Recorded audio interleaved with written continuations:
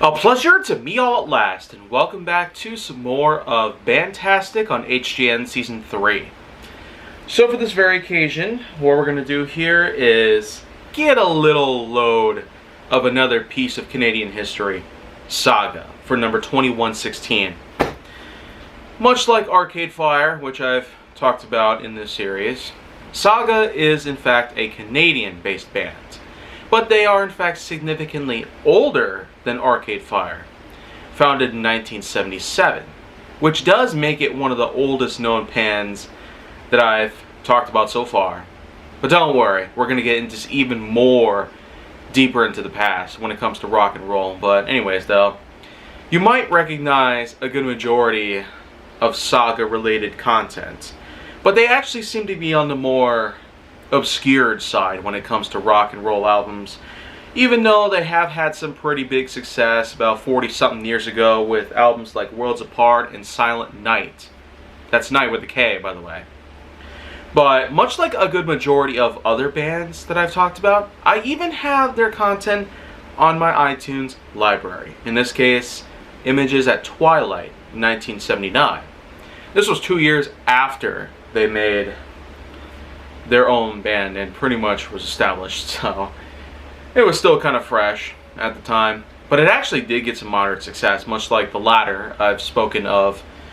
But other than that, I'm not necessarily seeing a whole lot more that's worthy to talk about.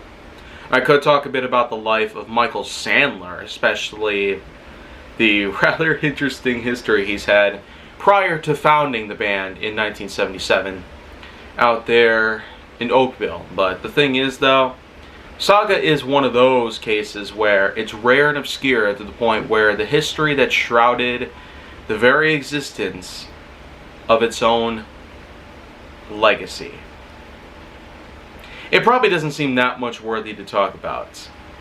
But yet, I went on ahead and featured them here in this series, on this channel, for the sole purpose of bringing them back after nearly 50 years since they were originally founded. It's also worth noting that by this point in time, you'd think that they would actually be gone, but no. Like a bunch of other old school rock and roll bands, they have definitely stuck around, even to this day. It's crazy too, that a lot of the original members are still around too. And the fact is, I sure hope they do stick around for a long time. Because unlike a lot of bands that were founded much later, yet haven't lasted very long, including the likes of Anne Boleyn and Arctic Monkeys, for example, Saga has definitely not had any kind of problem within.